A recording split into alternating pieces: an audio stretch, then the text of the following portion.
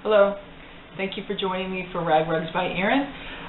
If this is your first time viewing, then thank you for joining me. And if you're coming back and you've seen several of my other videos, I welcome you back as well.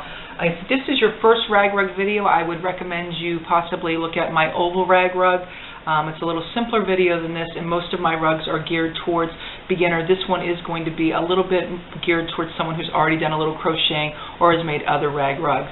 So we're going to be working on this rag rug that I have just completed, and it is called the Bumpy Country Road rag rug, and it's a runner rug. This rug could be made as long as you wanted to. I kind of stopped it here because I'm going to be making a sister rug to it, and I will discuss that later. You will notice that it is not finished at the beginning and at the end because I will show you how to finish it as well in another video.